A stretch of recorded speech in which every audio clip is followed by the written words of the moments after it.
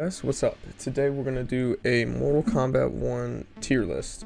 Now this is going to be on how good I think each of these guys are. And this is mainly coming out of Kombat League. Like, I haven't done any crazy tournaments or anything, but I have played a ton, and I mean a ton of Kombat League. Disclaimer here, I am not a pro as much as I'd like to think I am. I believe I'm very good at Mortal Kombat, but I'm not insane at it. So this is coming from an amateur's opinion and what I have a hard time dealing with.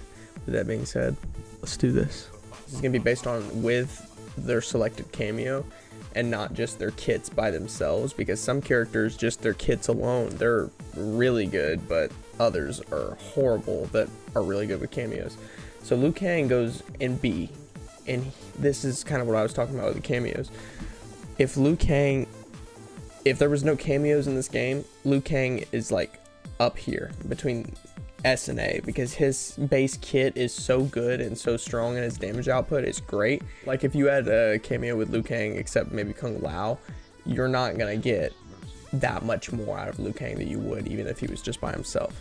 Kung Lao is kind of in the same boat. I would say, I'm gonna try to like kind of order these tiers. I would say Kung Lao is a lot worse than Liu Kang on the aspect of, yes, he has a great wake up and his combos are very, very swaggy, but if you know how to up block, that hurts Kung Lao a lot, because if you go into his enhanced upward kick, you lose a lot of pressure if you're trying to attack from the air. If somebody knows, hey, let me just up block right here, and that's a bad habit to break once you get into it.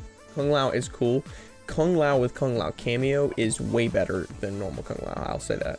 And Raiden's gonna be our first S tier character. Raiden's base kit is like twice as better as both of these guys with no cameo, and you put a Jax or a Serena or a Cyrax with Raiden and he is a damage output machine. Most of his strings are safe and very long, and then you can go into that little orb move that pulls you in and does a shit ton of tick damage, and that's really hard to punish. Raiden is a absolute freak in Mortal Kombat 1, and I do see him getting nerfed. Geras is interesting. Geras in the hands of a really, really good player is like S tier. But if you don't use him properly, which he's one of those high maintenance, high skill characters, he comes down to like B to C. I'm gonna put him in A, because what I'm gonna do is I want this based off of like peak player ability, and I think a really good Geras is a very dangerous threat. So I played a ton of Li Mei in the beta, and I mean a ton, and I think with all the cameos now, she's only just getting better. I would say she's an A tier. I wouldn't say she's on the level of Raiden, but she's a lot more fun with, like, say you've got your Scorpions or even your Sonyas still. The fact that you can, on her down back 3, off of a down 1, and you can get a full combo punish and just steal turns with her, it's a lot of fun and very, very cool.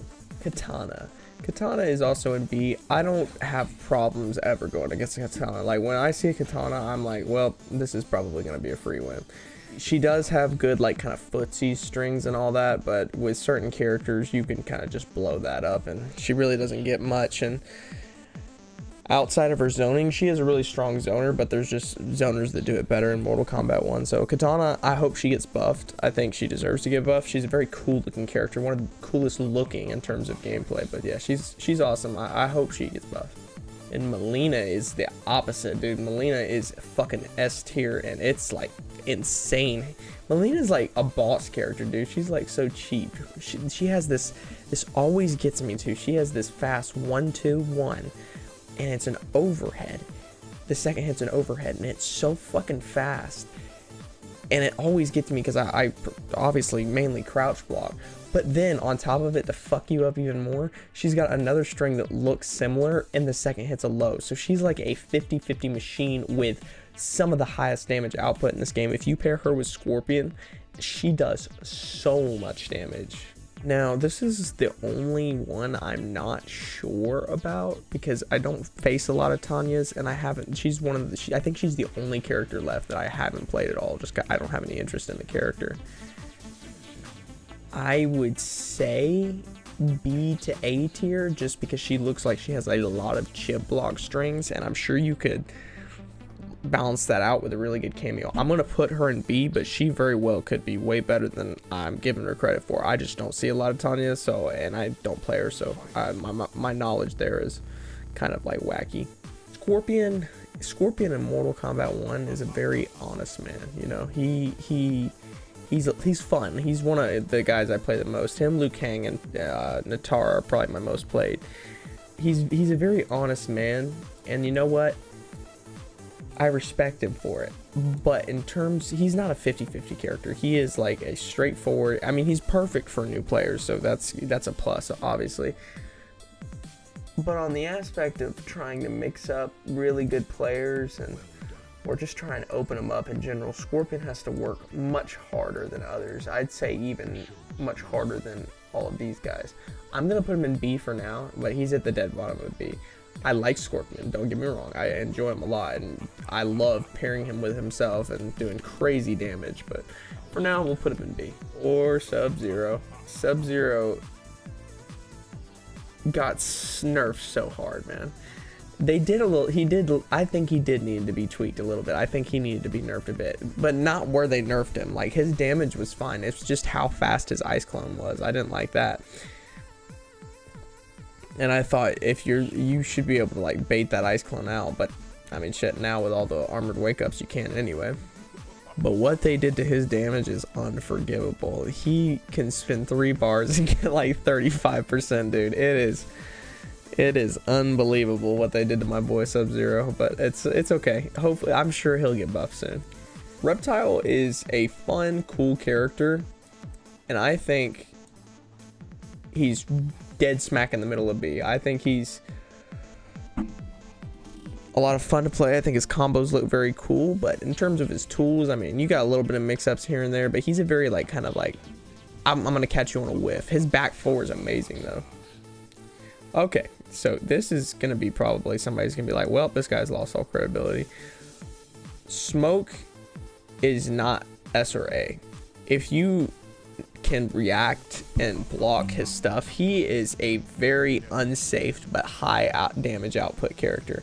If you can react to his overheads and his lows, I mean, you can up block his forward 3-2 and absolutely get a full free punish on him. So I mean, Smoke's good, don't get me wrong. Like, I think he's right behind Liu Kang out of all these guys, but if you can react and block to his stuff offline, Smoke is 100% B. Maybe online I'd put him here, but overall I don't have that hard of a time against Smoke.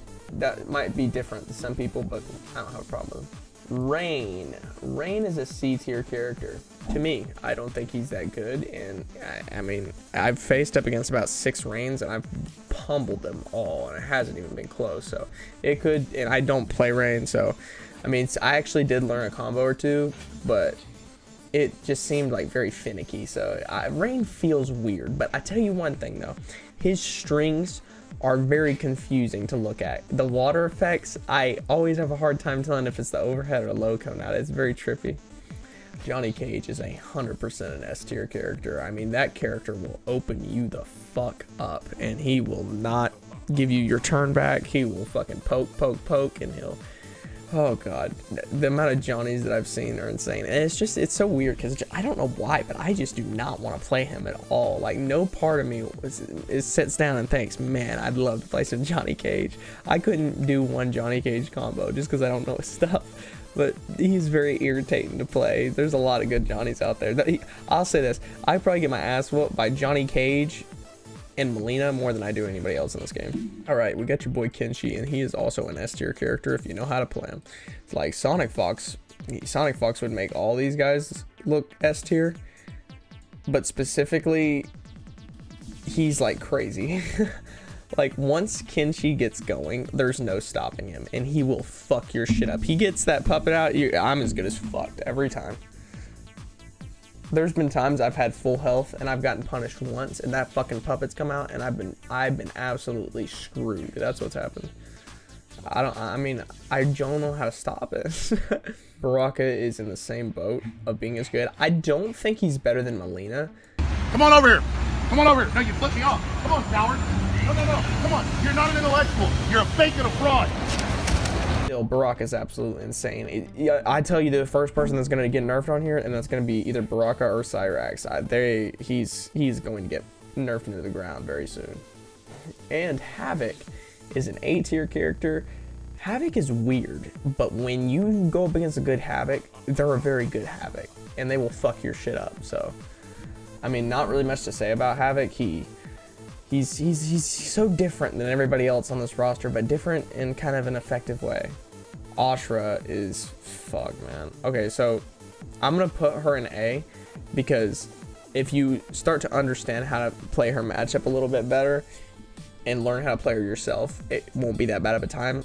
But no matter what, if you're going up against a good Ashra, that's gonna be a sweaty game. That's gonna be a hard fought game, and man, it's gonna be tough.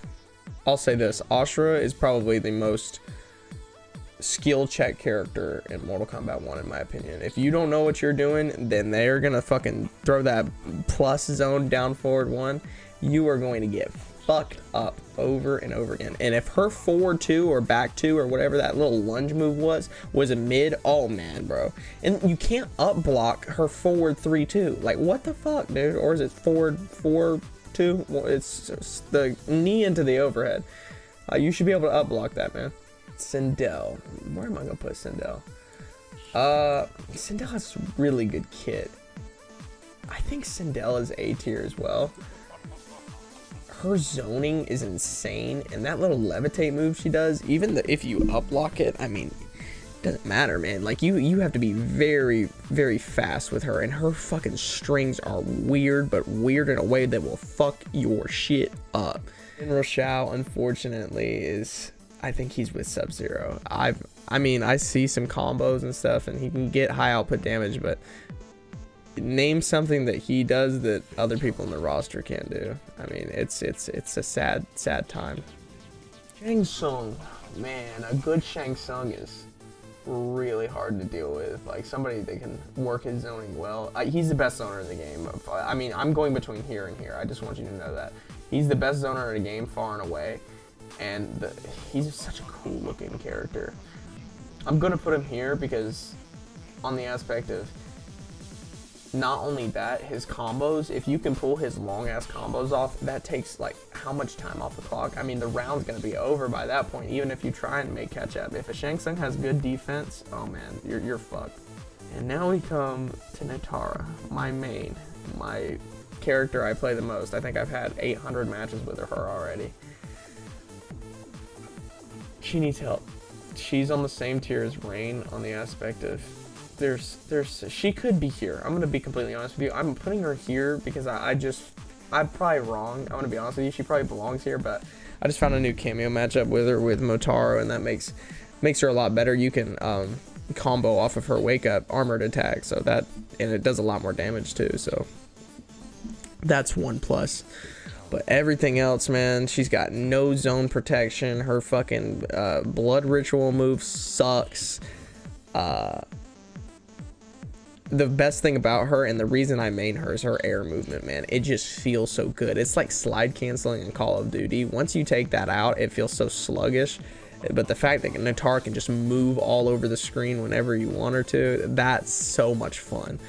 But her health, man, her health is one of the biggest issues. And the fact that she's supposed to be a healer, I say that, she's not really a healer. She's got no range, and she takes more damage than anybody else. So I think Reiko's a good character. Like, his zoning's very powerful, and all of his strings have a lot of range on him. So I think I would also put him in A tier. He's just an overall really solid character. All right, I'm gonna order all these real quick, so give me a second. There it is, guys. There's my way too early, and not all of this is gonna stick, and people are gonna figure shit out with certain characters. Tier list. I hope you guys enjoy this video. I'll leave a link to this tier list in the description below, so if you guys want to make your own tier list, and maybe hit me up on Twitter, just tell me what you guys decided to make. But yeah, guys, I got a ton more Mortal Kombat content coming. Leave a like and subscribe if you're excited for that, and yeah, subscribe.